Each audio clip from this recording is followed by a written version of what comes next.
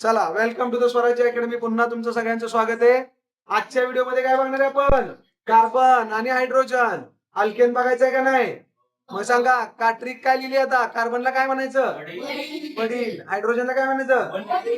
लिहिलंय का तुम्ही? अरे लिहिलंय का? आता मला एक सांगा, किती वडील काढले तिथं? एकच वडील काढलेत का? आता सिंगल सॅच्युरेटेड कोव्हॅलंट बॉन्ड किती बॉन्ड काढलेत मी? 4. कारण कार्बनची व्हॅलन्सी किती आहे? 4. ओके. आता एका वडिलांना किती मुली आहेत बघा? एका वडिलांना 4 मुली आहेत. 1 2 3 4. ह्याला म्हणायचं स्ट्रक्चरल फॉर्म्युला. कसला फॉर्म्युला? Structural formula. लिहित चालायचं, नोट्स करत चालायचं. ओके. आता किती आहेत रे वडील? 1. आणि वडिलांना मुली किती आहेत? 4. काय तयार झालं? CH4. CH4 चा हा झाला मॉलिक्युलर फॉर्म्युला. काय झाला हा? Molecular formula.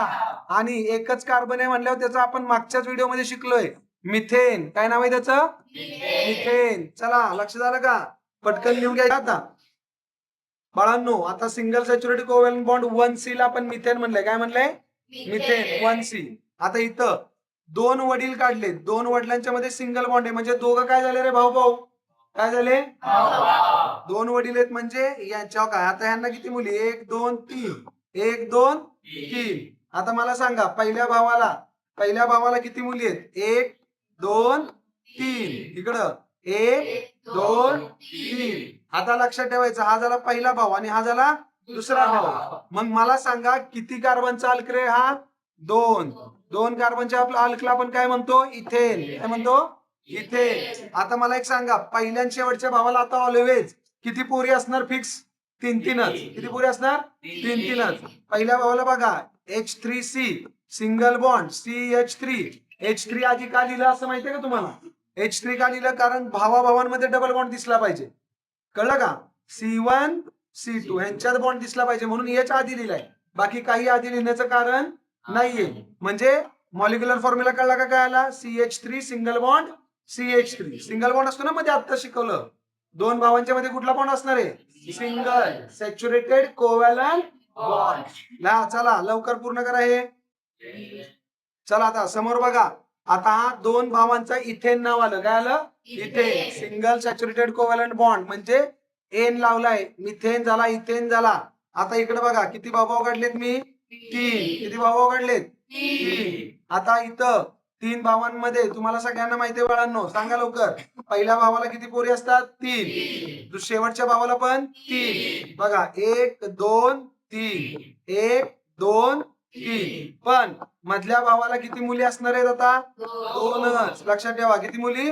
2च. म्हणजे इथून पुढे मध्ये कितीही भाऊ आले, पहिल्याच्या आणि शेवटच्या मध्ये कितीही भाऊ येऊ द्यात, प्रत्येक भावाला कंपल्सरी किती मुली? 2 मुली. आता इथं बघा, पहिला भाव CH3, मधला भाव CH2 आणि शेवटचा भाऊ CH3. म्हणजे पहिल्या भावाला 3 पोरी, दुसऱ्या भावाला 2 आणि शेवटच्या भावाला पण परत 3च. किती कार्बनचा अल्क झालाय हा? 3 कार्बनचा अल्कला काय म्हणतो आपण? प्रोपेन. काय म्हणतो? प्रोपेन. आता तुम्ही होमवर्क मध्ये कराल का रे? 4 भाऊ 5 भाऊ हायड्रोजन देऊन कराल का? आता इथं कोणाच्या बॉन्डिंग शेअर झाले? इथं बघा, 2 इलेक्ट्रॉन. कार्बन आणि हायड्रोजन मध्ये काय झाले? Electron share. काय झाले? Electron share. कार्बन कार्बन मध्ये पण झाले. आता असे डॉट न तुम्ही इलेक्ट्रॉन दाखवले. समजा हायड्रोजन, आता इथं बघा, हायड्रोजनचा इलेक्ट्रॉन तुम्ही समजा क्रॉस न दाखवा. आता इकडे बघा, cross cross cross cross cross cross. आणि डॉट वाला इलेक्ट्रॉन कोणाचा आहे रे? कार्बनचा. डॉट वाला इलेक्ट्रॉन कोणाचा आहे? कार्बनचा. हे असं दाखवलं तर ह्याला काय म्हणायचं? Electron dot formula. काय म्हणायचं याला? Electron dot formula. म्हणजे स्ट्रक्चरल फॉर्म्युला जमलं तर त्या बॉन्ड मध्ये फक्त काय दाखवायचे? दोघांचे इलेक्ट्रॉन्स. काय दाखवायचे? दोघांचे. एक क्रॉस न दाखवा, तर एक डॉट न दाखवा. झालं. काय म्हणणार याला आता? क्रॉस न क्रॉस वाल्याला काय म्हणणार?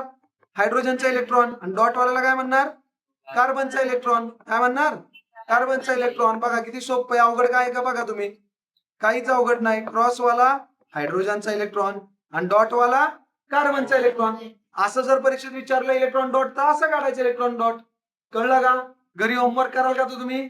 पण घरी होमवर्क करताना स्ट्रक्चरल वेगळा काढायचा, कार्बन वेगळा, म्हणजे स्ट्रक्चरल फॉर्म्युला वेगळा काढायचा, आणि इलेक्ट्रॉन डॉट वेगळा. स्ट्रक्चर मध्ये बॉन्ड दाखवायचे. जमल ना? काय पुढचं एक्झाम्पल? 3 भावांच्या ऐवजी किती भाव येणार आता? 4. 4 पूर्ण झाले की त्याच्या खाली 5. 5 पूर्ण झाले की 6. अशा पद्धतीनं पुढचा होमवर्क पुढच्या लेक्चरला मी चेक करणार आहे. होमवर्क कम्प्लीट करायचा. जमल का? येस. तोपर्यंत आपल्या चॅनलला काय करायचंय? लाईक, सबस्क्राईब, शेअर सगळ्या क्लास मधल्या पोरांना पाठवायचंय. ट्युशन फ्री करायचं सगळ्यांना या टॉपिक साठी. अंडरस्टँड? ओके. जय हिंद, जय महाराष्ट्र.